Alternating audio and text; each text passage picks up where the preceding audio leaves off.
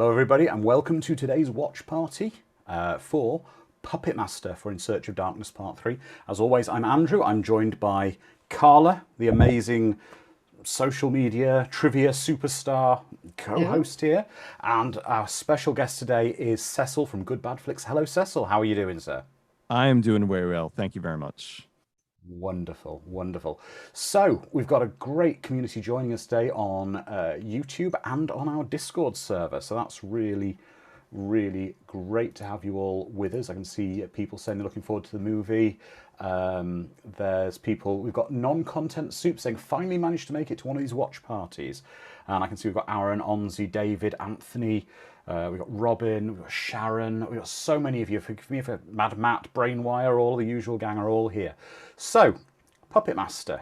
Cecil, give us for those of us who've not seen the film before, give us a brief description of what the story is, of what this film's about. Well, it was originally envisioned as a satanic version of The Big Chill with puppets. This was Charles Band's initial idea, where a group of people all come together and to not celebrate, but because one of their friends had died. And then we come to find out that he's not really dead. He's coming back from the dead, and they're trapped in a hotel with a bunch of killer puppets. Okay, as you do. Yes. Okay, Yeah, everybody. it's perfectly normal. Exactly. So everybody, the movie, all the copies of it appear to start about the same place. So on the count of 5, 4, 3, 2, 1, press play. And we're seeing Full Moon Productions presents that legendary. Yes, and David Schmoller directing this. He had done a bunch of movies with Empire Pictures. Most notoriously, he did Crawl Space with Klaus Kinski. And Klaus Kinski was such a complete nightmare to work with. He did a documentary about that, a short little documentary called Please Kill Mr. Kinski. And when he took over the job to direct the Puppet Master movies, he had worked with the people who were designing the puppets and had them design the puppet of Blade to look like Klaus Kinski. Oh. Yes. The director also did one of my favorites. I love this movie, Tourist Trap. Yes. With Chuck Connors. I don't something about that movie. It's just, and again, it has mannequins, dolls in it, similar to the puppets here, but that's one of my favorites he did as well. Well, anything with Chuck Connors in is great. I mean, I don't know if you've ever seen it. It's not even a horror film or any of the ones we normally do. There's a trailer for a dreadful martial arts film he starred in called Sakura Killers. And there's just this phenomenal shot of Chuck Connors wearing a baseball cap, holding a shotgun, shooting it at the camera. And it's just brilliant. Absolutely brilliant. So we've got someone in our YouTube chat, a guy by the name Non-Content Soup, who says you probably know them from Discord, Cecil, as WLF Venom, is it? Ah, yes. Yeah, Wolf Venom. Wolf Venom, there we go. He's joining us on our YouTube channel. We've got Chrissy Beadle saying the puppets are so cute. And we've also got Haunt Freak from Twitter joining us as well. We've got a lot of people saying that they all love the puppets. The puppets are cute. And if this is your first time watching, let us know. Put a 1 in the chat, wherever you are, YouTube, Discord, Facebook. Yeah. I've got to say, something that struck me as rewatching this today is how the quality of the puppets in this. They're really, really good. And the stop animation work? Yeah. Well, it was designed by David Allen, who back in 1985, he was coming off of his Oscar nomination for Young Sherlock Holmes. Oh, wow. And so he was a friend with Charlie Band. And so they brought him in to kind of handle the design and a lot of the stop motion work for the puppets. And and here we are I believe we should be getting a shot of the Bodega Bay. The Bodega Bay was a miniature that was shot with forced perspective. The miniature was about the size of a refrigerator, and it was designed by Dennis Gordon, who went off to help design Shrek. Wow. Yes, yes. But the actual place, the actual hotel though, is still standing. It's in Pasadena, I believe. I think it's like a Yes. residential apartments or something, but it's still standing. Yeah, the actual It's location, because they did a combination of shooting in and around there, and then a lot of the other stuff was sets. Oh, and here we have William Hickey, who he was hired for 1 day. I was going to ask you He this because it's basically a cameo, isn't it? This. Hmm. Mhm. Yeah, they weren't sure, how this was going to do, and they wanted to bring out a heavy hitter. So they brought in William Hickey, who was just coming off of he had gotten an Oscar nomination for, or either an Oscar or an Oscar nomination for Prizzi's Honor, and he got paid $15,000 for this 1 day of Wow. shooting. Wow. It's crazy because I know him from Tales from the Dark Side, Hmm. the Yes. old man with the cat, and then also as in National Lampoon's Christmas Vacation. Which he would have been filming probably around the same time as this, to be honest, because they're both 1989 films. Mhm. Yeah. It was Uncle Lewis in Yes, National Uncle Lampoon's Lewis. Christmas Vacation who sets the tree on fire. Right. Can I just say He's a funny story? yeah. My mom watches these films with us, and so she was like, "Puppet Master." So I put it on. And she was like, "Wait, there are people in it." So I was like, "Yeah." So she actually thought it was like Muppets or like cartoon or something that we were going to be Yeah. watching.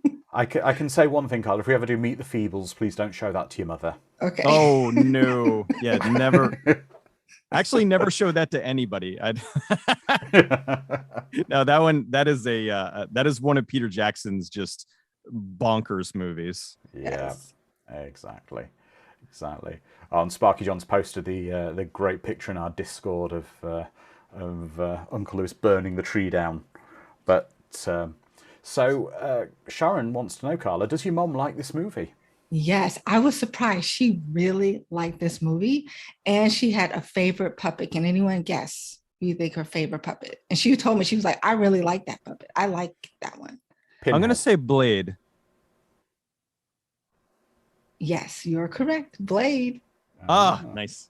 Yes, yes. I was surprised. I thought, like, I don't know if she's going to get into this. It might be kind of weird, but she really liked it. Blade was so cool. Blade He is was. definitely the most stylish of the bunch. Yes. Yeah. So this movie was written by Kenneth Hall. And what happened was Charles Band, actually, let me go back a little bit. The movie was conceived in August of 1988.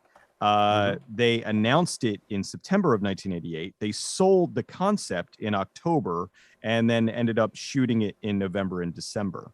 Originally, after Charles Band's Empire Pictures went out of business, went bankrupt, he had formed what at the time he had called Band Company, which was a takeoff on the music group Bad Company. So he eventually decided to change that to Full Moon when he made a deal with Paramount, where he was going to make these direct-to-video movies, and then Paramount was going to distribute them. He had contacted Kenneth Hall to write Puppet Master, and he said, "I've got this great idea for a movie. It's called Puppet Master." And he's like, "It's about these killer puppets that are about 12 to 14 inches tall." And Kenneth had worked with Band in the past. So he said, "You mean like the Ghoulies?" And he's like, no, they're not flesh and blood. They're wooden. And then Hall was like, "You mean like Dolls?" Which was the Stuart Gordon film that he made under Full Moon or under Empire. And he's like, "No, not dolls, puppets." And he kept emphasizing that, they weren't the Ghoulies, they weren't the dolls, they were the puppets. It was something different. And Hall had known Band was notorious for recycling ideas, so he had thought this was just going to be another recycled idea. And it wasn't until he met with David Allen and all them where he saw, oh, okay, I now understand the difference. These aren't dolls, these aren't the Ghoulies, these are the puppets. and made the movie accordingly. Yeah. So I've just been asking the community in YouTube and Discord which are their favourite puppets. The general consensus from Discord seems to be Blade. Everyone loves Blade. He's the coolest. But we do have Ecto Freak on YouTube says Pinhead is his favourite. Oh, nice. Pinhead is very cool. I have a little resin statue of Pinhead. That is very cool. So as we're seeing in the film now, we're seeing these gentlemen going. And this is a thing that isn't so much played on in this movie, but is later on. And it plays on the whole... I'm guessing that these two gentlemen were sent by a certain mustachioed figure who was rumoured to have an obsession with the occult. Mm-hmm. Yeah, it's implied, but it's not outright stated. I don't believe until the third film, where they just full out go, yeah, the Nazis are responsible. Yeah. But you can tell. I mean, you can tell they are German sort of spies due to the era, and if the fact as well, you see they're carrying Luger guns. Oh, there he is. Yes. Blade's awesome. Oh, Sparky John's favorite is Tunneler. Oh, cool. I'd like, yeah. We've got some others. We've got non-content soup saying the Leech Girl, and then we have Charles Lee Ray. Chucky himself says Jester is the best. Well, I guess a puppet would know these things. Or a toy. This is such. I really like the perspective shots in this, and I think Blade's design's great as well. With the mouth and the eyes, is so. Yeah, he's one of the most expressive of the puppets. Yeah. It always threw me off the name Pinhead, because I think of Pinhead, but then I always, for me, it's the hands that really stand out for Pinhead. So it always confused me with that name. I always thought he should be called something more to do with his hands, you know? Yeah. Yeah. I think the stuff with William Hickey is so wonderful to see, because he's got this real kind of fatherly love for the puppets, and the puppets aren't really evil as such under his control. They just... Yeah, the puppets are kind of... their alignment is more or less based on who's ever controlling them at the time. And then it always starts off where they're either evil or good, and then depending on who's dealing with them at the time, they will eventually turn on that person. And then, you know, we'll either kill them for being evil or kill them for being good. Michelle Dedrick on YouTube says, my son calls Pinhead Tiny Head.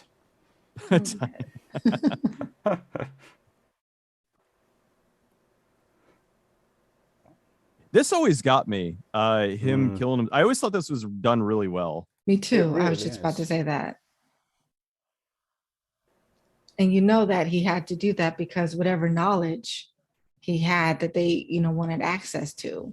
Yeah. Now there's no way they could torture him for it or do anything like that. Yeah, it's a real, like, crazy way to open the film. Oh, good question from Sharon in our Discord for you, Cecil here. How do you rank the sequels? Is it going to be a never-ending franchise? Well, if you leave it up to Charlie, it will be a never-ending franchise, because this is his favorite thing that he's ever created. I do think a lot of the later films started to suffer in quality because they didn't have the Paramount money. I think 3 is probably the best quality-wise, but for me personally, I love 2 because it's the introduction of Torch, who's my favorite puppet, and it was my first of the Puppet Master movies that I saw, like, because my video store didn't have the original one, but for whatever reason they had the sequel, and because I think that was when they kind of had a little bit better of a deal with Paramount and they were having a wider distribution, and I was able to watch it later. But I always saw Puppet Master 2 first and fell in love with it, and then went back and watched the first one. And as much as I enjoy the first one, I was like a lot of people, where are the puppets? Because for a movie called Puppet Master, the puppets are really only in the movie for about 10 minutes. Yeah. Yeah, exactly. They're not in it massively, but it's a slow burn, this film. Especially when I watched it as a kid, I was very much thinking that where are the puppets? You see them for a few minutes at the beginning and they disappear for a good chunk of the film. But then we have a question from Anthony Galatis in our YouTube channel here. How comes they never made a crossover between Child's Play and Puppet Master? I think that's realms of fan fiction, unfortunately. I think if Charlie could have had his way, he absolutely would have done it.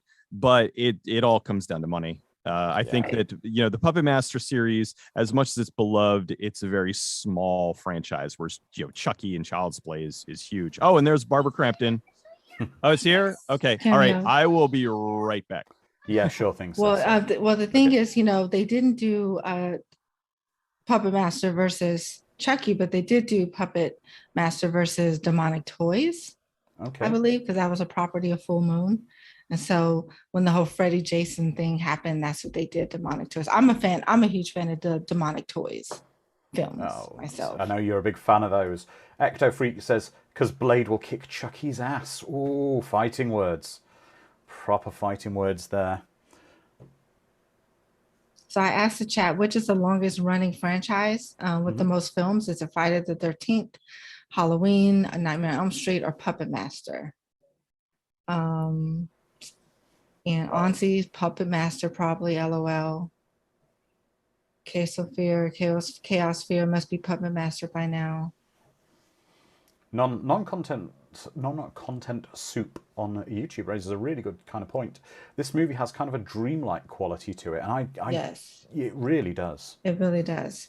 I think that's one of the things I liked about it, is that quality. Yeah. It's you know it's the real world, but I also like to view it as a dark kind of prequel to Weekend at Bernie's. So.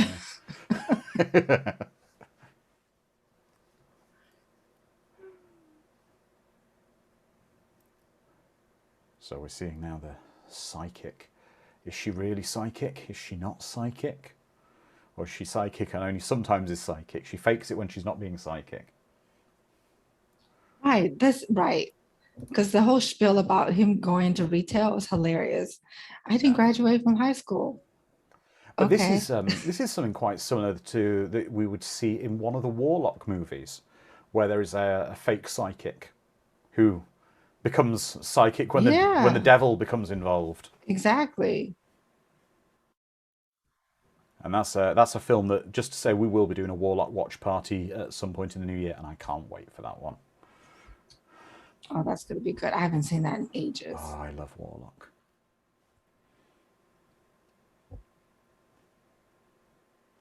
This kind of gives me the feel of Warlock now that you mentioned it. A bit. Yeah.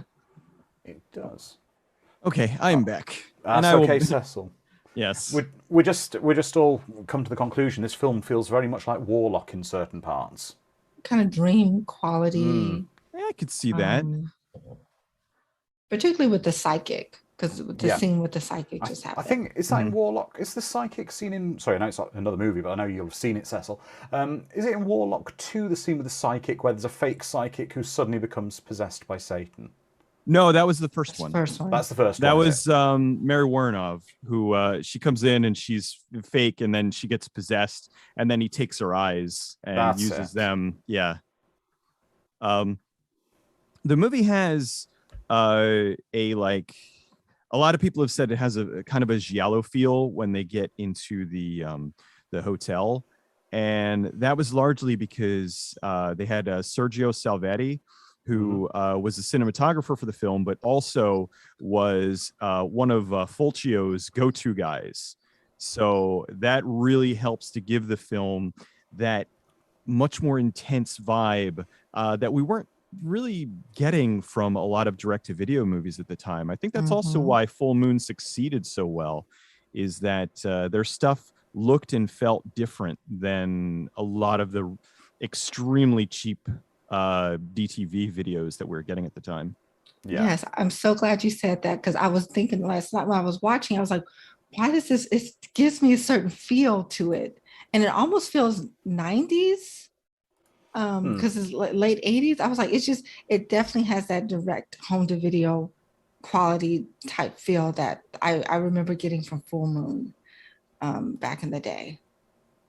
Yeah. And this was also one of Full Moon's most expensive films. I mean, it was the first one, and he wanted to come swinging out of the gate. So they put $400,000 behind this, which was, I mean, it sounds, I mean, it's a lot to us, but when you're going to Hollywood and they're dropping $200 million every other turn, $400,000 sounds quaint. But for $400,000 is probably less than the craft service on a Star Wars movie.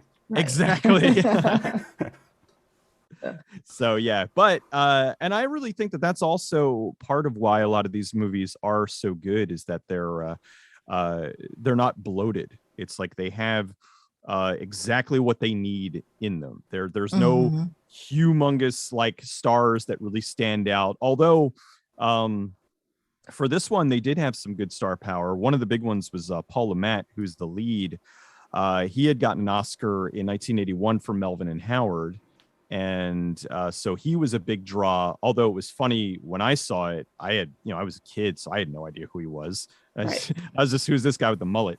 But he ended up being like a big draw for people who were looking for this kind of movie at the time. You know, he's the actor from one of the actors from my childhood that I distinctly remember. And whenever he comes on screen, I have this immense fondness for him. And he was in one of my other favorite ones, Strange Invaders. He was in Death Valley. He was in the very controversial but popular made-for-TV film The Burning Bed with Farrah Fawcett. I mean, so he really was on our screens a lot in the 80s. I've just got to quickly interrupt for a second. I've got a brilliant comment here from A. Wolf, who's joining us via Facebook. Said that I was Blade for Halloween in the 5th grade, 1990, and nobody knew who I was. That's awesome. You were a little bit before your time. Exactly. But we've got some great comments here. We've got, well, I'm going to get this out of the way because Onzi, one of our super fans, is asking this. Since Cecil is back now, can you ask him to give us a good bad flicks if you're not shy about it? What, my intro? Your intro, go on. Oh, the good bad flicks. Although that was Rob from Psycho Stick doing the good bad. So, but it kind of has become like a thing. I actually, God, one of these days I should. I'm friend. They're great guys, and I always see them every year. I didn't see them this year, but or last year because of stupid COVID. But I got to get together and record something with them or whatever. We were gonna do Anonymous Rex together, but that never happened. But they were nice enough to do the intro for me. They're great guys. That's cool. But we've just seen this. This is where the film starts to get very weird for me. Where it turns into a bit of a haunted house picture now, doesn't it, really, with this kind of... I just find it very strange that, again, obviously it's going to be a weird film. It's about puppets that come to life. But being summoned to someone's house where... with his body, and it's just a bit different. Yeah, it's very spooky. Yeah. I always liked films where you have people coming together around some sort of unsolved mystery or something that needs to be figured out, and they each are bringing some sort of gift or aspect or something, perspective to the film. I think as well, probably it's maybe a cultural thing here, and I don't know if it's more prevalent in America, but in the UK we rarely, if ever, have open caskets at a funeral. So we basically never see the person in the casket. It tends to always be a sealed casket is brought in, so it's very unnerving, I think, for a lot of British people to see that. That's interesting. I didn't know that. I know. Yeah, it's fair. I mean, It's fairly common here. The only time we get a closed casket is if there was like a tragedy, you know, when the person died in like a car accident or something, and it's just it's not good to show them. But I mean, if they had a heart attack or something, you know, they'll do an open casket. But it's still unnerving because they don't look like themselves. No. I know in the original script for this, there was a lot more puppets. Two of which they were supposed to have Cyclops and Six Shooter, but they had deemed that it was way too expensive. It was just getting out of control, even for, you know, how much money they had at the time. It was just they didn't have enough money to do all these puppets, so they cut Cyclops and Six Shooter, and they saved them for the later movies. Right, but then also in addition to that, it took a lot of puppeteers, like a manpower, to make the puppets work. I know for Blade, I think they had 5 or so puppeteers. Yeah, it was 5 puppeteers for it was average of 5 puppeteers per puppet. Now, one of the exceptions was Pinhead. Pinhead was actually puppeted by, they had a little person stunt actress whose name's escaping me, but she provided the hands, and she would kind of be up under the puppet and would duck out of the way of the camera, and would, so that's why you usually see him from about the chest up. And she had said the hardest thing about the shoot was that she was always having to duck down and more or less guess where she had to put her hands and whatnot. And there were scenes where he was puppeteered or he was an animatronic, or there was stop motion, but a lot of the scenes where you'll see the hands and him kind of coming up over a counter or something, it's usually the actress there doing all that. Right, Cindy Sorensen. There you go. So I've got a comment here from a couple of people from YouTube here. We've got Non-Content Soup and John Clemens thinking the same thing, that let me just get his name. It would be that Paul Lamont, who's playing Alex, he could play Jeff Fahey's father or older brother in a movie. He does look a bit like an older Jeff Fahey. He does. Yeah, I never noticed that. He really does. Yeah. Now we're seeing some sort of psychic. When David Schmoller was sent the script from Charles Band, he read it and he called him back and said it was stupid. And so he said he had worked with Band numerous times before, like I said, when he was working on Empire Pictures. So he wanted to rewrite it, and he knew that Charlie was okay with that, where he had rewritten the scripts before. So he took the original script that was from Kenneth Hall and massively rewrote it with a guy named J.S. Cardone, who wrote another movie called Shadow Zone. And they switched it up a lot. They added a little more violence. They took away some of the puppets and tweaked it to what we ended up with here. Yeah. Although they were writing this film up until the day they started filming. Wow. Yeah. It was because it was a very, very tight shoot. Like I said, it was conceived in August and they started filming in November. And it wasn't even written yet when it was conceived. So that's just crazy. So we're seeing this lady here is apparently some kind of psychic. Now, what psychic power would you want to have? Because I was thinking about this. So Paul Lamas's character, he's dreams. Then the witch is, I guess, clairvoyant, psychic magic. And then these two have some interesting, I've not heard of these psychic powers before. Yeah, some interesting psychic kind of stuff going on with them. I think everyone's got an undescript level of psychic powers in this movie that fit whatever I don't think you can really define what psychic power each person has.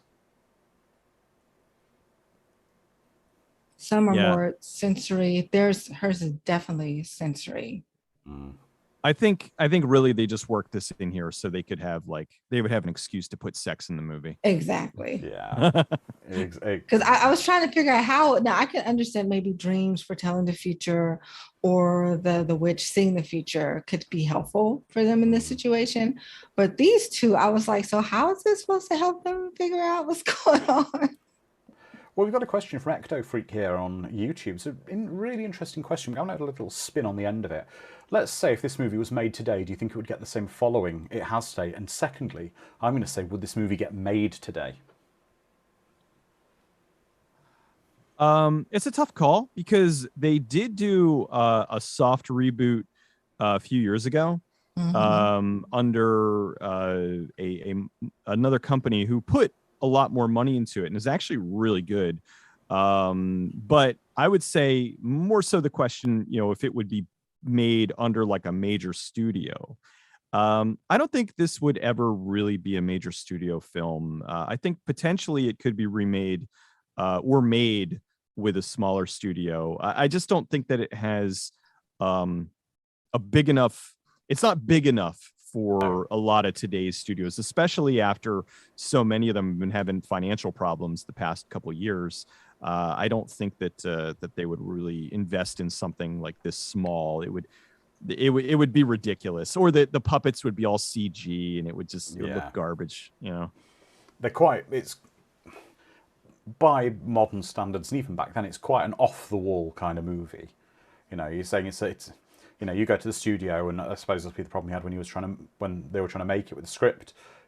It's a movie about an old hotel where some puppets created by a guy who shot himself to stop the Nazis taking him attack a group of psychics. It's a bit. It's not an easy sell as stories go. Yeah, it's a little silly.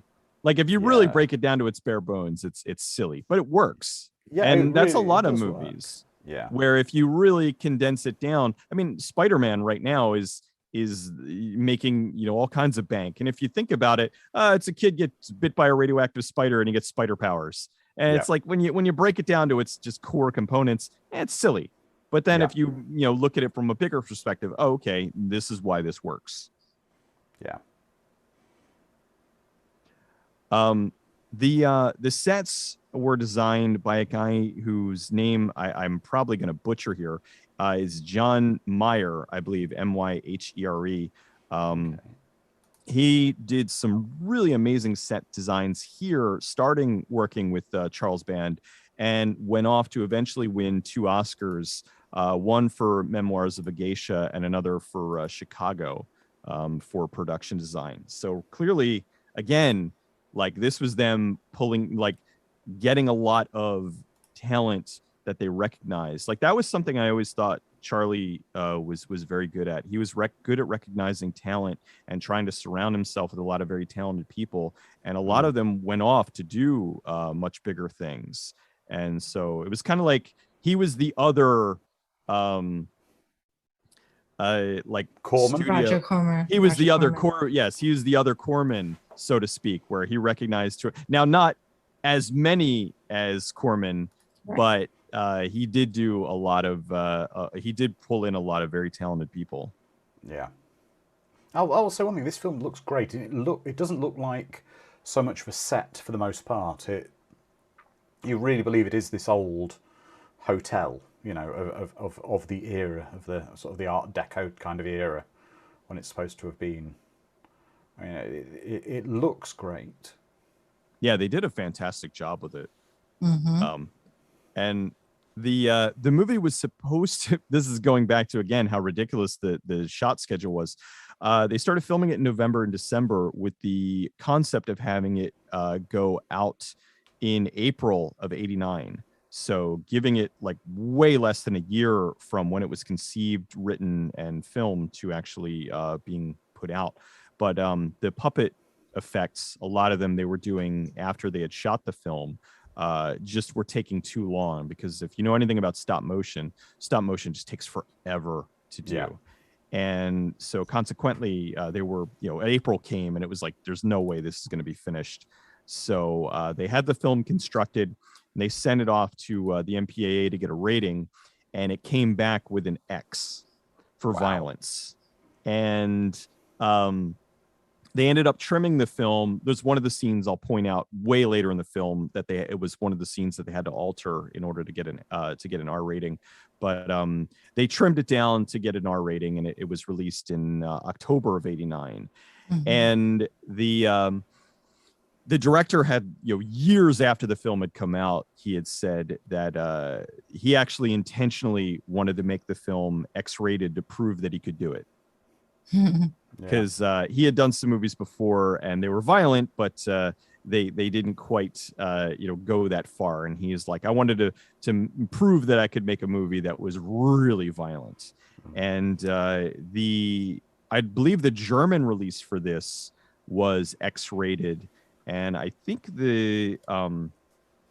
I know there's at least one American copy out there that is the unrated version, that is like the full X-rated cut. Well, this is an interesting thing. Sparky John said, one of our community members said, with what we were discussing earlier, he said this became a cult hit due to the video rental stores.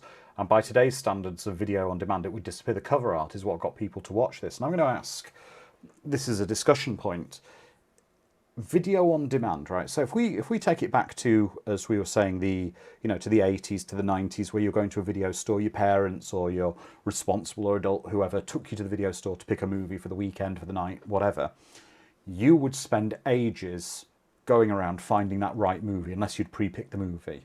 Right. And you would pick it based on the artwork on the box and whatever. Video on demand, because if you say you go to Netflix or Amazon Prime or one of these services, you've got all these covers, but if the film, you don't get into it in the first couple of minutes, you can just go, oh, stop, put another one on. Is the video on demand sort of method hurting the discovery of these films and hurting things? Because because you don't have the tactile thing of picking it up, examining it, and B, you can immediately bail on something and pick something else. Yeah, I think so. Also, the video on demand titles, a lot of times they're not using the film's poster. They'll use like a still shot from the movie or something that will massively like undersell the film. It just doesn't make any sense. Like I actually saw earlier, I was going through Amazon's list, and they showed the movie Next. Now, I'm not saying that Next is a good movie, but they had a picture of Jessica Biel making like a face, and then next to it, it said Next. Now, you would look at that, not knowing anything about the movie, and you would think that it was a movie about maybe a girl who was dating and next, had nothing to do with a guy who could see into the future, and he was a magician, and like it massively undersells the film. And there's so many movies like that where they don't show the poster.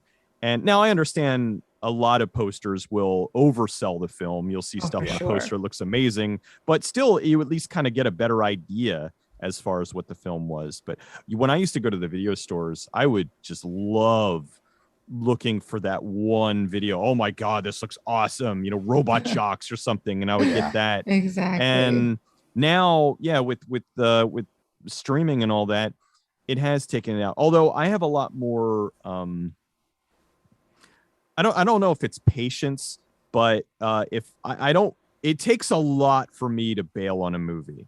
If I'm watching it, it has to really be garbage for a long period of time before I just completely bail on it. I know a lot of people don't have that patience, but my whole thing is if I start watching a movie and I keep bailing on it within the first 5 minutes, then I'll end up watching like 10 movies and then not accomplish anything.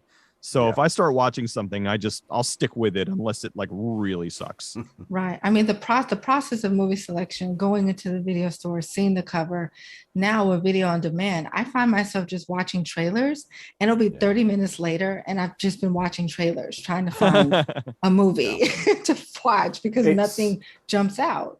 I think sometimes it's the abundance of choice means you have nothing to watch. Right.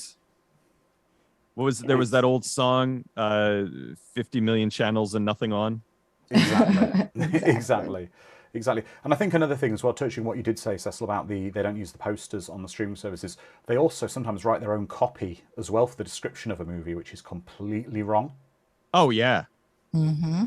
They do that on cable a lot. My brother-in-law works for Comcast, and one of the guys that's under his wing is in charge of writing the description of whatever. And I'm like, why don't you just use like the official like release? Like, why do you? And he's like, I don't know. It's some corporate reason.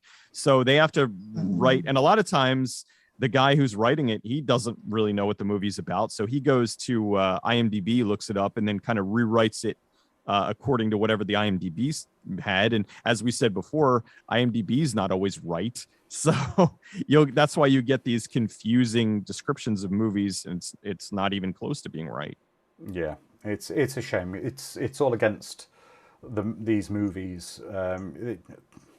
Sometimes, unless it's a major big hitter that you know what you're going into, you just won't find it in the mess on Netflix. And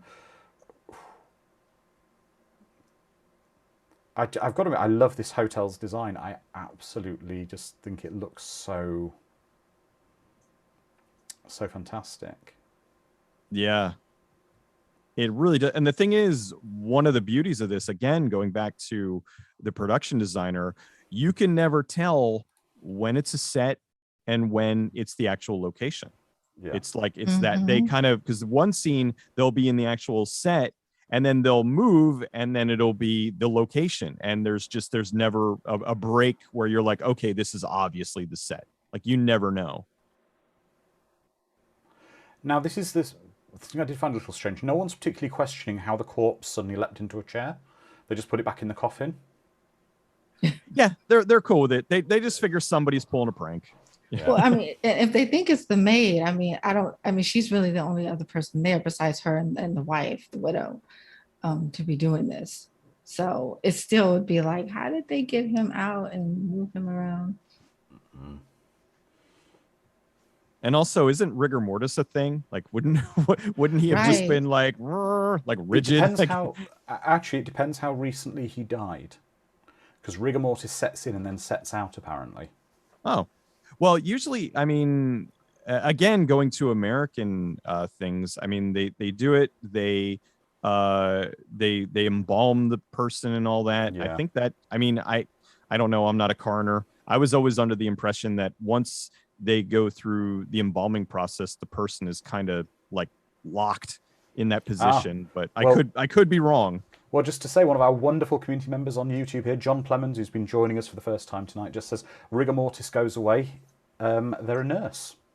Ah, so interesting. I had no idea today. Yeah, that's really weird. I wonder why. Like, what?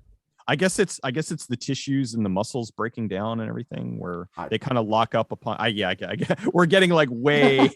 we are. I'm sure for this silly puppet movie. That's okay. That's what's great about these watch parties, is discussing these things. But I'm sure that I'm sure about midnight tonight, I'll be sat in bed with my iPad on YouTube, going, just one more video about how death works in bodies and rigor mortis works before I go to sleep. We're on that weird place on YouTube. And again, we're in this film, and it's called Puppet Master, and we haven't seen the puppets. No, yet. We're quite a way. Well, we've not seen them for about 30 minutes or so. Right. Yes. I guess that was probably why in the very beginning, where we saw Blade run by and they did that little stop motion thing, most likely that came after Charlie watched the film and was like, all right, we haven't seen these puppets at all. So you got to put one in very early and then kind of sprinkle them throughout. But I mean, we saw Pinhead for 5 seconds there. We conked the lady over the head, but it's been a while since we've seen them consistently. I mean, I realize they didn't have the budget to really show them as much as they wanted to, but for a movie called Puppet Master, it really, out of all of them, this showed the puppets the least. Now, do you think when they did this film, there was an idea that there would be sequels, that there would be more films, or that this was just kind of a one-off and they got lucky? No, this was an attempt. Like Charlie always liked to come up with ideas, and he wanted to serialize his films. He grew up watching the old Flash Gordons and all that, and he always wanted to make these ongoing franchises where it would be movies and comic books and toys and all these things.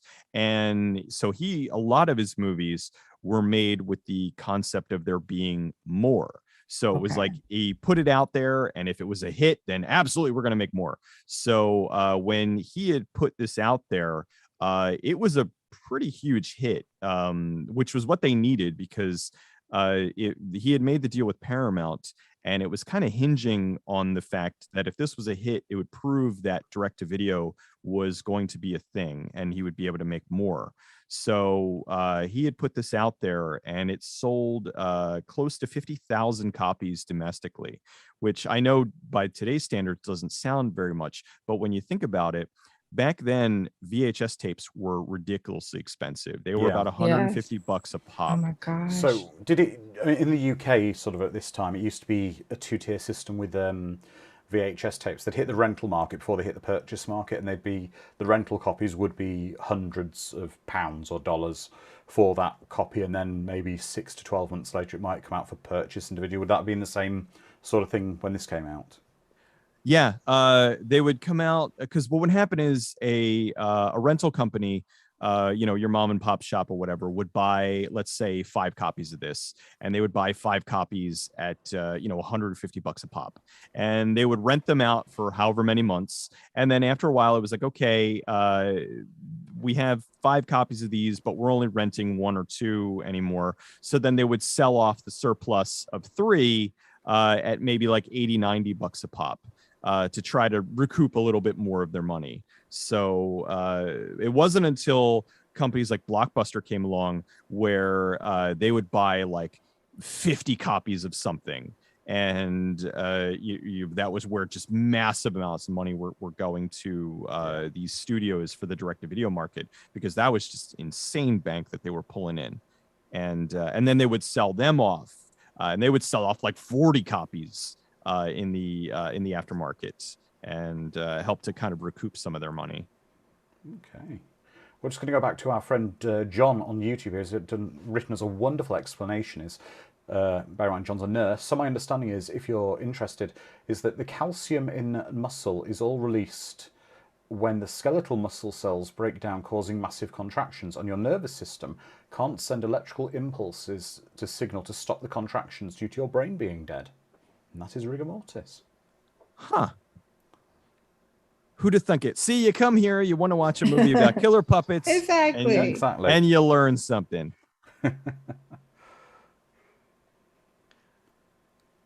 I know. I was going to say, I find this scene really uncomfortable. Not for any other reasons. I just find them as a couple really uncomfortable. They're very skeevy. Yes. And it was very uncomfortable watching it with my mom too, I have to say. Like, okay, like we're gonna get some popcorn. Yeah. I wouldn't even attempt to show this. My mother would burn not only the movie, but would burn the house down because there was evil in it. I know Joe Bob Briggs. One thing that helped this movie to be a hit, Joe Bob Briggs gave this 4 stars and called it one of the best movies of 1989. So, his name has a lot of weight behind it. So that went over well and helped a lot of people to go rent the film and check it out. And it was an instant hit. It did. Just like I said, it sold almost 50,000 copies, and a lot of people saw it. It was the biggest direct-to-video release in Paramount's history at the time. Wow. Now, for direct release movies, did critics play any role at all in these films? Like, and people renting them, and did they hold any weight compared to theatrical release films? I would say Joe Bob is probably the only one, because a lot of theatrical critics would watch a movie like this and would just call it garbage. And whereas somebody like Joe Bob would watch it and would love it, and the audience that knew the kind of films that Joe Bob liked and liked the kind of films that Joe Bob liked were like, oh, well, if he loves it, then this must be great. So he was talking to the right audience. Whereas if you had a Siskel and Ebert or Richard Roper or something, I'm sure if they reviewed any of these movies, they probably called them garbage. Yeah. I suppose if you think about it, the lack of the internet back then was a double-edged sword, being a good and bad thing. It wasn't there, so it didn't help the word of the film spread, but equally it kept the critics who had seen its reviews out of the wider populace, because they would only be, particularly local, or, you'd have to go and seek out those specific critics to find something like this, and most of them wouldn't have bothered, so you're not going to see the general opinions that you'd have with a film like this nowadays. Yeah, you're going to get a wider variety of reviews. You'll have the kind of people that this movie is like aimed at who will love it, and then you have the kind of people who like more of the mainstream films. So I think anymore it's a matter of finding somebody who your views usually align with and listen to them. And I always say make your own informed opinion. If you see a movie and it looks like something that might appeal to you, why not? Because there's so many movies that I adore that got completely trashed by critics. And I would watch it and I'm like, I don't know what movie they saw. But there's some movies that I love right. that I recognize. Okay, yeah, I love this movie, but I recognize that it's garbage. Right.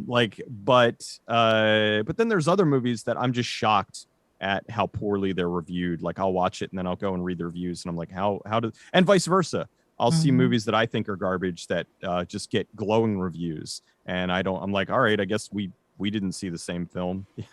I think for me, I mean, as I've said on Watch Party, when I was discussing, I think before we started, I saw this on satellite TV in the UK, but it was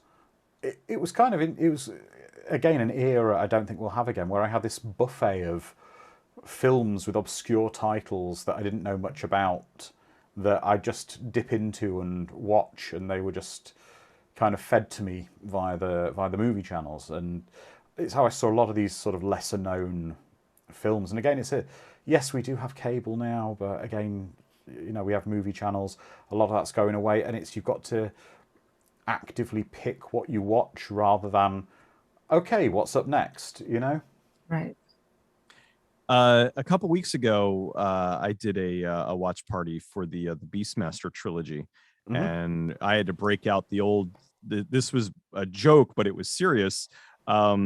Back in the day, a lot of the cable companies, they had a very limited amount of films that they had, which is also why the direct-to-video market blew up, because it was making a lot of films that were being able to be sold to the cable companies. But anyway, back in the early 80s, when HBO got Beastmaster, that was one of the films that they just ran nonstop. So we used to joke that HBO stood for, hey, Beastmaster's on. Yeah, it was very much the way it worked with the sort of satellite movie channels I was watching. They'd have your big movie would be saved for a Saturday night or a Friday night, maybe once or twice a week. So you'd have your RoboCop, your Indiana Jones, but they had to flesh out the schedule with basically anything they could get that was from the sort of direct-to-video or the lower end of the theatrical market. So I saw films like this. I saw another film not many people have seen, but I bet you've seen it, Cecil, is called Ghost Chase from the 80s. Ghost Chase. Yeah. Let me see. Unless it had another title, I don't. Oh, it might have done. It was basically about this kid who inherits like a haunted house with this puppet butler.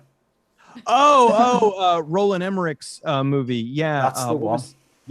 This did have another. This had another title. Let me look up. Oh God, what was the other title of this one? Yeah. But it's again, it was one of the joys of these channels showing this sort of obscure kind of stuff you wouldn't seek out, that you just go, yeah, cool. Mm-hmm. Okay, I saw it as Hollywood Monster. Okay. Yes. Yeah, Emmerich had a thing where a lot of his movies in the early days, he had like different they all got re-released under different titles, and it made it kind of weird to see some of his earlier stuff.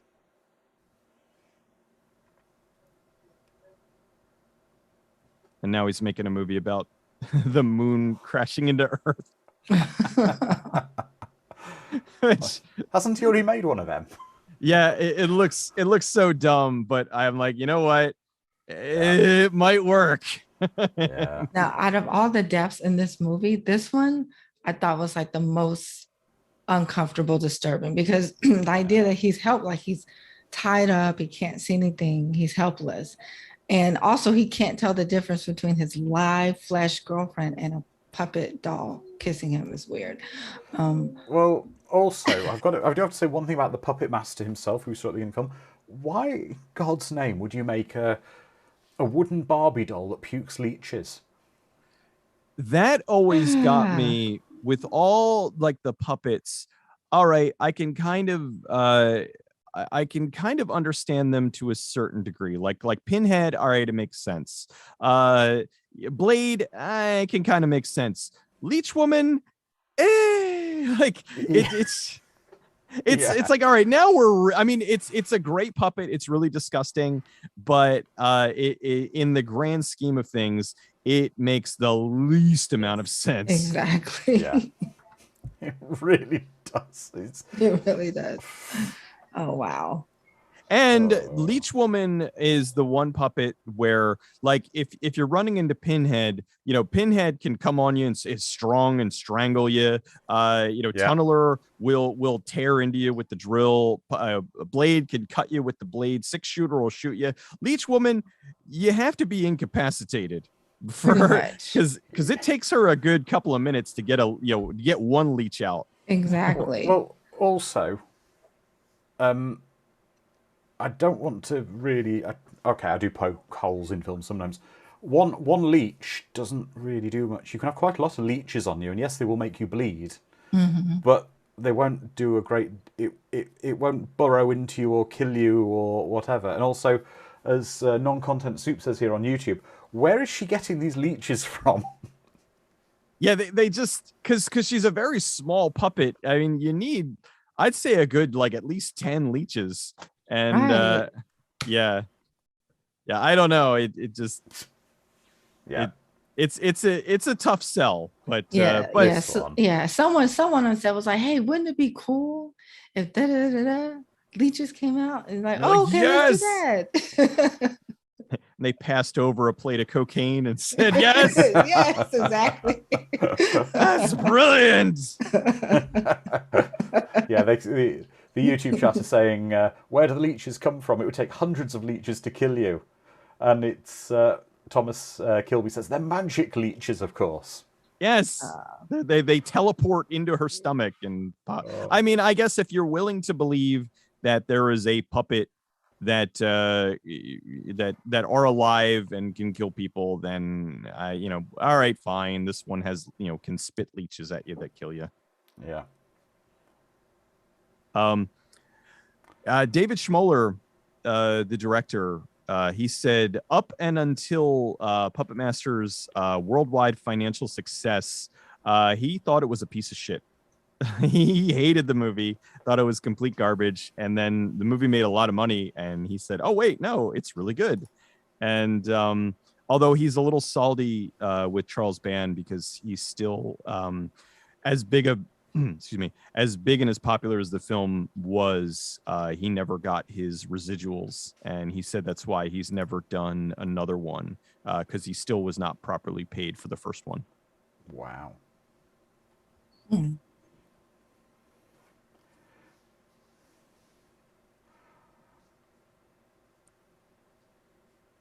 And 3 months after the movie went direct to video, it got a brief theatrical release because it proved to be so popular. They were like, let's try it.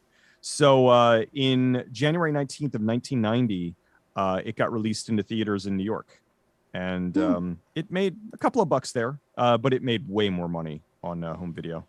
Yeah.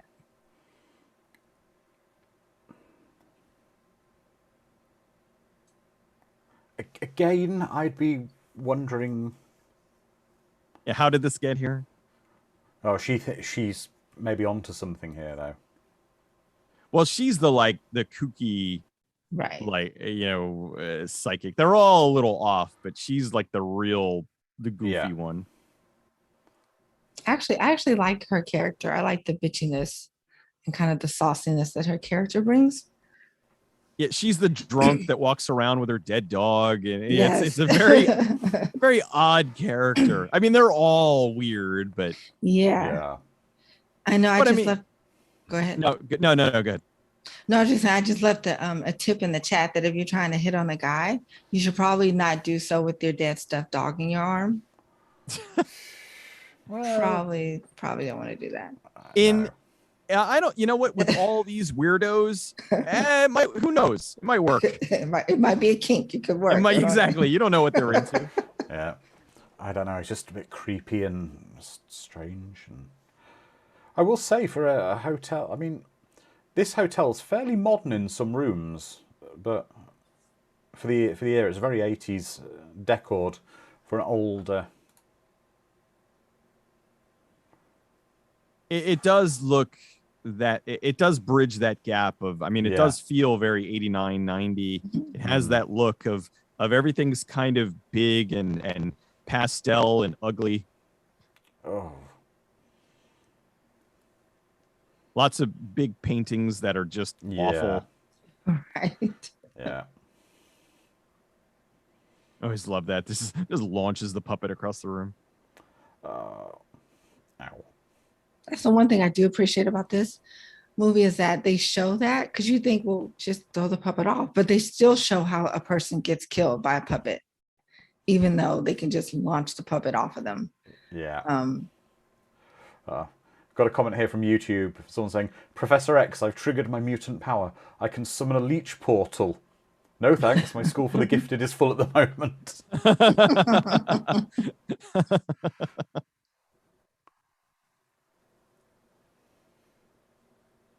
Now, also, I read that this was being made the same time as Child's Play, or right around the time, because they were saying that the stop motion and kind of the special effects in Child's Play are like worlds difference than this film.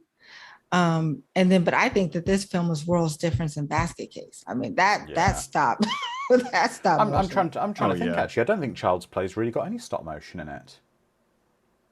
Yeah, I think Child's Play, I mean, I haven't really done a lot of my homework on Child's Play. I love this series, but from what I gather, Child's Play was largely animatronic, rod and cable puppets. Yeah. I mean, they're children in costumes, forced perspective. So there may have been some in there, but I think the lion's share of it was actual puppetry. Yeah. This is a great shot, though. Yeah. Like I love him just run it, right it. I believe a lot of times the running down the hallway was just a camera on a skateboard. It's great. It's really well done.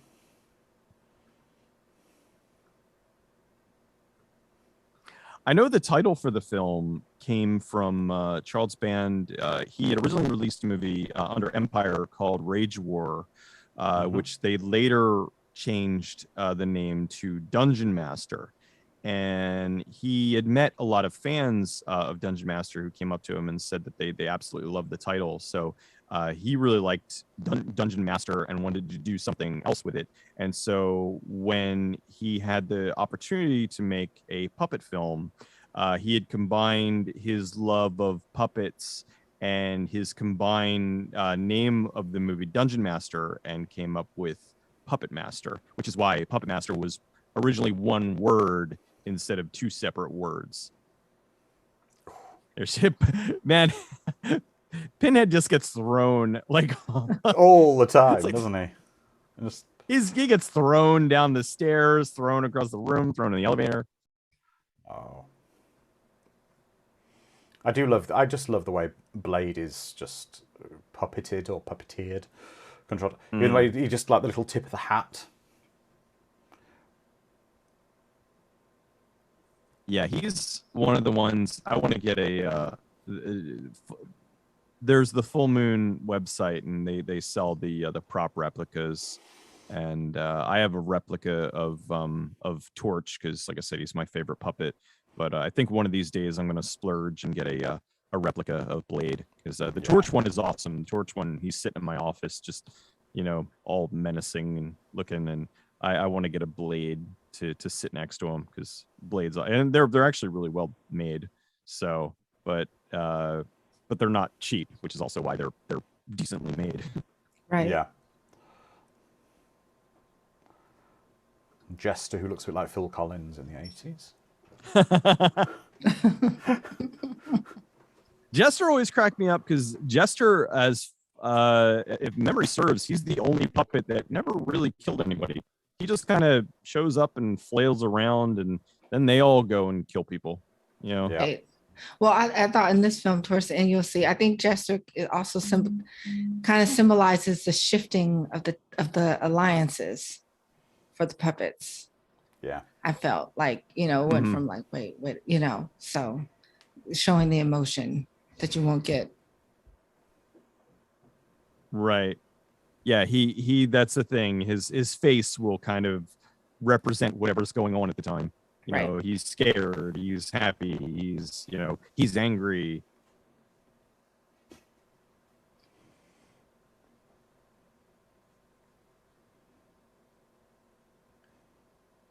And then Paul Amat, like, I know he probably got the most the highest salary out of anybody in the film, but he really seems to have done the least. Like, he's sleeping most of this movie. He really is. I was thinking as sort of the protagonist of the film, we're basically 15 to 20 minutes from the end of the movie, and he's done nothing apart from basically dressed like a Bee Gees cosplayer for the most part with that haircut. And put his pillow over his head. He's trying his neighbors are having loud sex, and he's, I can't listen.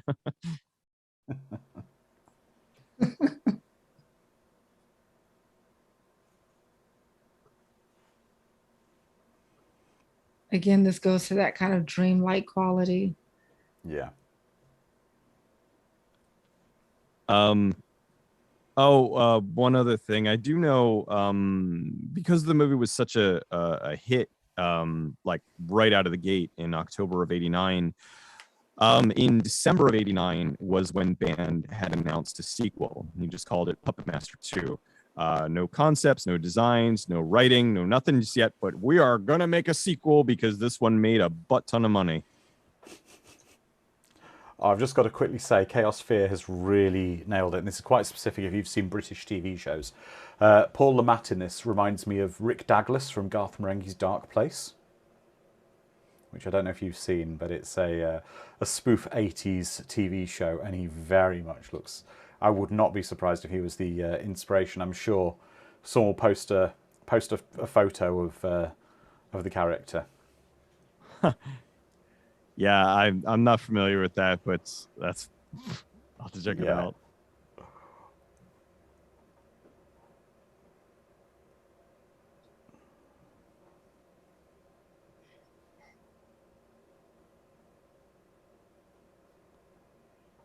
This is just so weird. Very dreamlike. And that was the thing. You're wondering, is this the dream or whatnot? And then it's, but it's all been leading up to this. And then it's like, oh, wait, no, it's not the dream. And he is alive. What? Right. Yeah. This is giving me like Twin Peaks vibes. Yeah.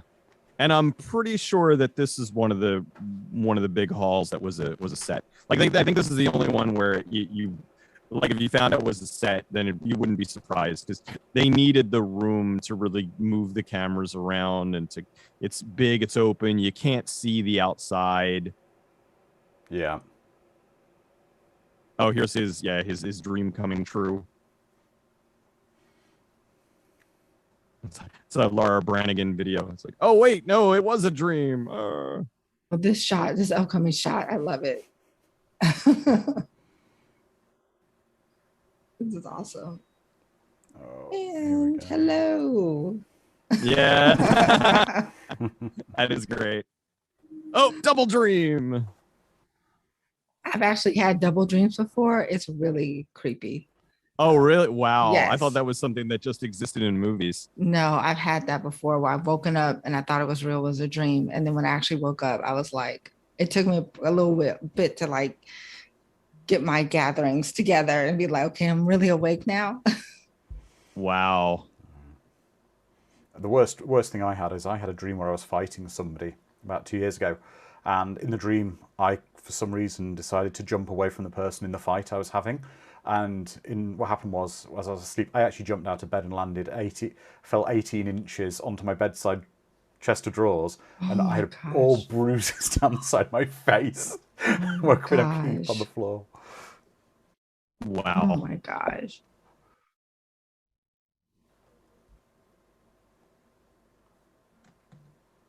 Yeah, I don't know. Thankfully I've never had a like jump out of bed dream. I've had a dream where like I've been startled, but I've never had a fallout dream, which would be good because yeah, my bed's pretty high. I'd probably be Yeah, same thing. I'd probably bust an arm or something falling down. yeah. Well, no, It I've was. that happened to me. I was on a bunk bed, the top bunker, Ooh. and I fell out of the bed. Oh, that's why you need the little guard up there for the, for the Yes. top bunk. Yes. This is a bit. Well, this one of those scene within a dream within the movie. It's Mm-hmm. repetitive scenes are a bit. Yeah. Well, got to pad the runtime out for 90 minutes. Right. Yeah. Well, at least he's acknowledged that he's been there before. They've been through this before. Right. Well, it's probably a nice, easy shoot. They shot the one scene for the one Right. plate, Yeah. and then they went back and they just reset and they're like, okay, do it again, but do the, oh, I've done this before, and it's because he just did this.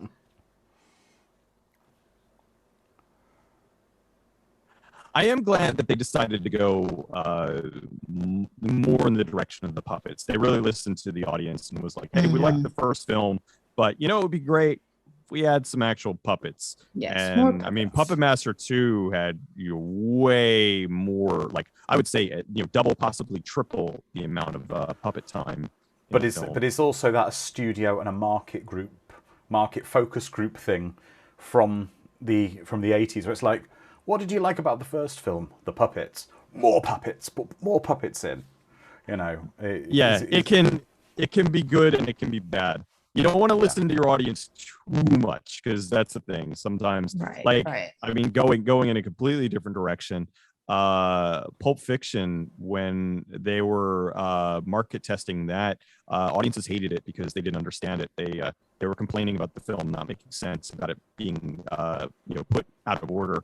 There were a lot of people that were like, "Oh, continuity errors." There were people that were alive in the beginning, but they were already dead. And it's like, well, no, it's because the movie takes place out of order. And thankfully, they were able to, just ignore the focus groups and release it as it was, and it went on to win a bazillion Oscars. Mhm. But I think that I don't know. Sometimes it's good to listen to. I mean, listen to your audience, but maybe take with a grain of salt focus groups. Yeah. Otherwise, you get the Fast and Furious movies. Ooh, yeah. Rock punching a submarine. Yeah. I'm just like, wait, was this movie about street racing? I'm so old. I remember when we used to call Fast and Furious Point Break. So I'm asking the chat, and I'll ask you guys too. What do you think about the evil doll subgenre films? Have they died out, or is it they've passed their time, or you think it's time for more? I know Chucky has a TV series, and they've tried to do a couple of the doll movies um, that worked, but kind of petered out. I'll go first, and then let Cecil go. Mhm. Just to say quickly, I think the problem is CGI. I think it's too hard to get someone to invest for the most part in doing the practical puppets, because puppets really have to be a practical effect. And I think they would just overdo the CGI, and everyone goes, that just wouldn't work. That's my thoughts. I'm pretty much the same way. I think that if you're going to do a movie with something like a puppet, it needs to be practical. I know that was one of the things that was hindering the Gremlins 3. They've been trying to make Gremlins 3 for decades now.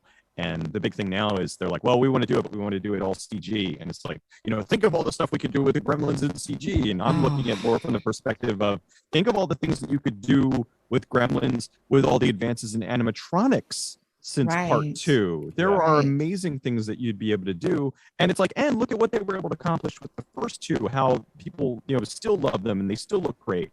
So I don't think, I think that CG definitely has its place. I think it is a very, very good tool, but unfortunately, for a lot of companies, a lot of directors, it has become the only tool. And all too often, when I talk to directors, producers, actors, the common phrase of the past few years has become, we'll fix it in post, because they'll do something and they think that CG is just this magical wand that you can wave and it'll fix things. And that's not always the case. In fact, it's usually not the case, because if you see so many movies, you'll see something that sticks out like a sore thumb. And it's like, well, that was a director thinking that he could fix everything with CG instead of properly planning and actually making something, work in camera. A very simple thing that could have been done in camera, and then they go back and do it in CG and it looks like garbage. Yeah. Exactly. It needs to be. I think our community is saying that practical effects are great. A practical and CGI mix is great, but pure CGI, no. No. Yeah, I always say working with the movies that make the best use of CG is when they use it as a tool, like a scalpel. The problem is most modern films that use CG, they use it as a sledgehammer. Yeah. And I'm not going to get into the content of the films, because that's not for horror community, for anyone here. But this is why I would say the sequel Star Wars trilogy, which is a mixture of practical and CGI, looks so much better than the Star Wars prequels, which were pure CGI, because they look, for the most part, the CGI is dated very badly, because there was basically nothing practical in the second and third of the movies. That the CGI was overdone, and it just creates this weird artificial looking reality. It's very hard to get the lighting right on CG, because you have to really worry about where the light is hitting and what's reflecting and whatnot. And with a practical set, it's just natural. But with CG, you have to kind of guess the way the lights are going to fall and how everything's going to look and where this person's standing, and it creates its whole problems in and of itself, and stuff that could be easily remedied by. Now I understand, you're standing on a planet that doesn't exist with a moon in the back. Like, okay, yeah, I mean, there are certain things that you're going to need CG for. But back in the day, we had matte paintings, we had other workarounds, and you go back and you look at them and they still look amazing. And you look at a movie from 10 years ago that was heavily CG and it just looks terrible, because CG gets dated very, very quickly. Yeah. So I'm just going back to the movie in a way. It's almost like Jester's almost the moral compass for the puppets. The way he's got that kind of shocked look. Right. It's like, are we allowing this to happen? Exactly. Well, that's the thing. He turned on the puppets, and they were like, oh, it's like that, is it? And then that's the thing. He's shocked. Yes. So now these two are going to escape, and Mr. Bad Guy is going to have some trouble with the puppets. Yeah. Right. Now I got the hint that he could bring the dead back to life, because that's what he did with the servant.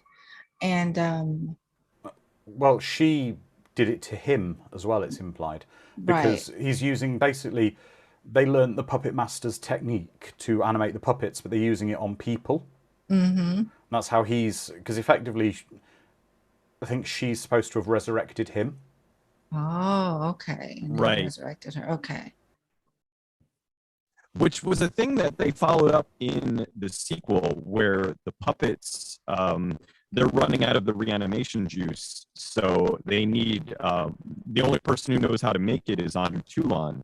So then they bring Toulon back from the dead to make more reanimation juice. The only problem is he was dead for too long, so he's all rotting and everything. And then that was the thing where he needs a new body, so he goes to put himself in the body of a puppet. And I also think that's why 2 was so creepy, where it was like, oh, he's going to put himself, he's going to be a living puppet. And it was really neat. Here, there's going to, one of the scenes coming up here when Blade fights off the bad guy, because right now he's fighting Pinhead, but I know when all the puppets get in on it is one of the scenes that had to get cut in order to get in R rating. Oh, really? This his death scene? Yeah, his death scene. There's a part that I'll point out when we get to it. And it's kind of silly, especially when you consider all the stuff that happened up to this point. But when has the MPAA ever not been silly? Yeah.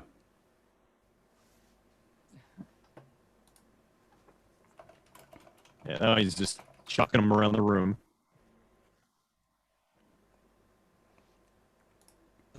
Pinhead's looking for his head.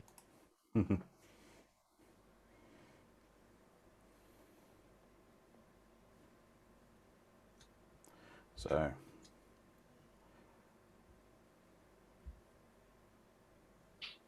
what's quite strange is he's making out that it hurts now that Drill has drilled his leg, which clearly, obviously, it would hurt. But he laid there having a hat pin pushed right through his chest into his heart and didn't flinch. Yeah, I don't know. Maybe the juice didn't kick in yet. All right, so here comes the scene where Blade slashes his hand. Originally, the blood was red, but they had to change it to green in order to get the R rating. And they didn't want to reshoot the scene because, it costs money, but especially because it was an effects scene. But they had to reshoot it to get it green because it wouldn't have made sense if it wasn't. It should, let's see, or did they cut it entirely? Let's see, cuts his finger. Yeah, there you go. The blood. Yeah, the blood was green, and it was supposed to be red, but and there it is spitting out of his hand. It was supposed to be red, but they had to change it to green because they got an X rating. That was one of the scenes that they had to alter. Oh, that's weird. I'm glad you explained that, because I was just gonna say when he first got hurt by telling her he was bleeding red, and then I thought it was just a formaldehyde or whatever they pumped in his body, I didn't even think that was green blood. I was like, oh, it's because he's dead. That's why it's. But, that's the thing. Yeah, you're thinking it's formaldehyde, but I mean, which I guess they went with. They're like, well, I guess we got to go with that. But yeah, they had to change it to green. That's so silly. We've seen way worse now than that, and get an R rating. Oh yeah. Well, again, like I said, when has the MPAA ever made sense? No, Mad Matt, he's not been drinking lots of high C Ecto Cooler.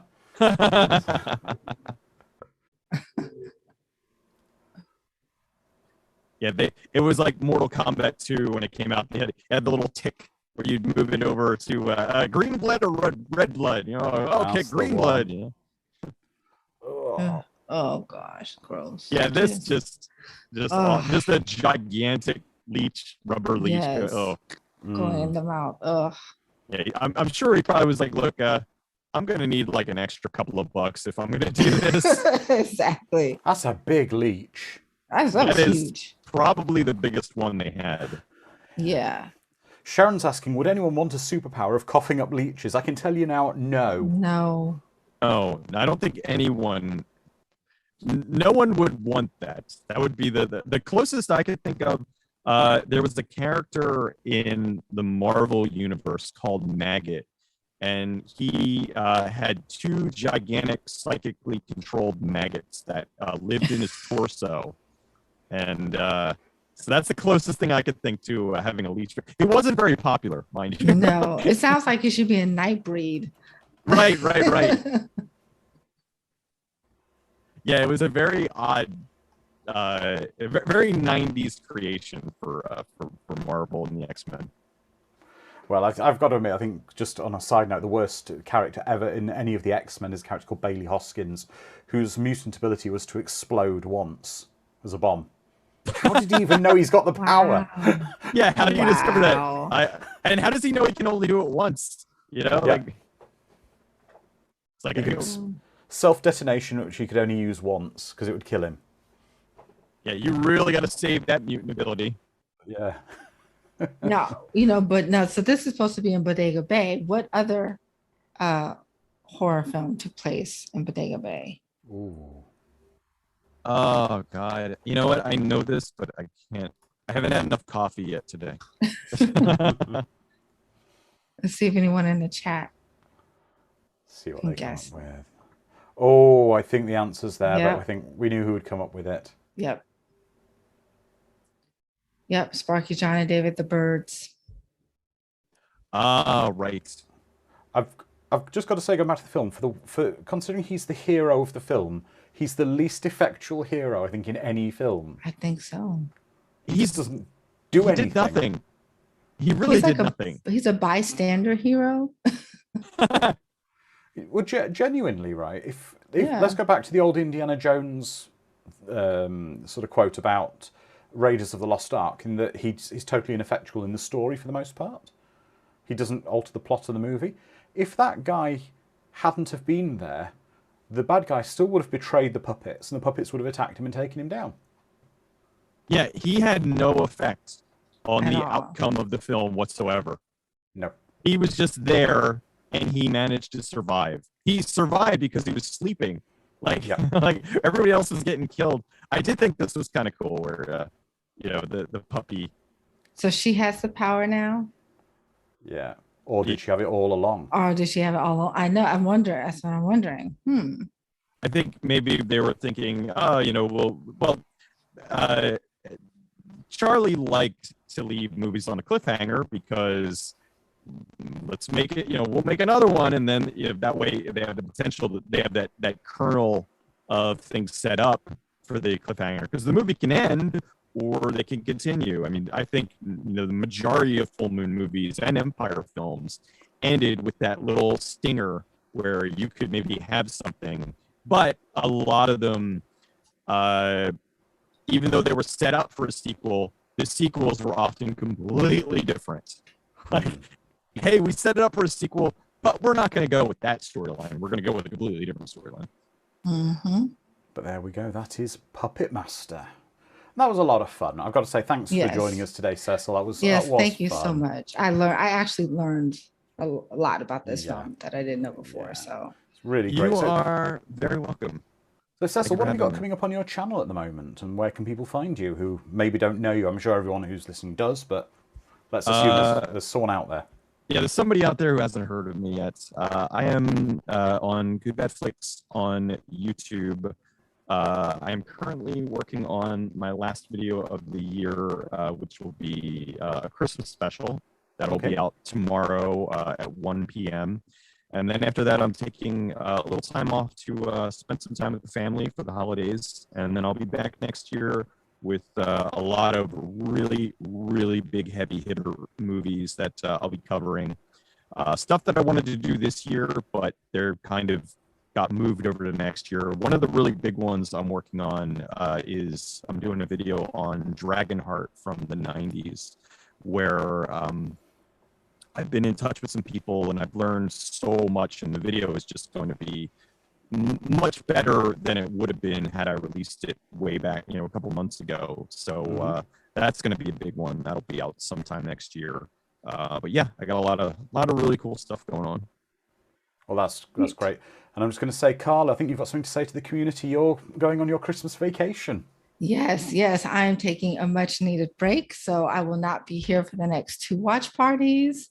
I'm going to miss you guys, but I'm going to be sleeping and relaxing and getting ready. And watching Puppet Master again. Yes, and watching Puppet Master again. I'm gonna be looking on eBay for Blade. I'm gonna try to buy the action figure or something for my mom, since that's her favorite. But but yeah, no. So this has been an incredible year. These watch parties have been so much fun. I've gotten an opportunity to learn a lot, to bring you guys the 411, but I've also learned a lot from you. Andrew, you are a great host. Thank you. Cecil, you're a great guest. I can't wait to see what you bring to us next year, both here and on your channel. And I'm just like completely just grateful for all of you. And so I'm going to take some time to recharge my batteries, and we'll get excited and refreshed for all the new fun stuff we're going to be bringing to you guys next year. That's cool. That's cool. And just to say, this will be the last In Search of Darkness watch party for this year. Don't worry. There will be another watch party next week on the 26th for our In Search of Tomorrow community. We are going to be watching The Black Hole, which I can't wait. It's a Christmas movie in the UK, and I'll explain why next week. But like I say, this will be the last one of the year for this, but it's been absolutely fantastic. I've had a great year with everyone. If you're not going to join us for In Search of Tomorrow, have a wonderful Christmas and a very, very happy New Year. And if not, of course, I will see you for The Black Hole. But yeah, this year's been tremendous. And you guys in the community, Carla, our guests like Cecil, everyone from the chat, wherever you're on the internet, you've all been so kind and welcoming with me looking after things, and I hope I've done you guys well for this year. So, like I say, I will be back next week on the 26th for In Search of Tomorrow with The Black Hole with our very own David. But until then, everyone have a Merry Christmas, stay safe, be kind to each other. We love you all, and we'll see you then. Bye. Bye-bye.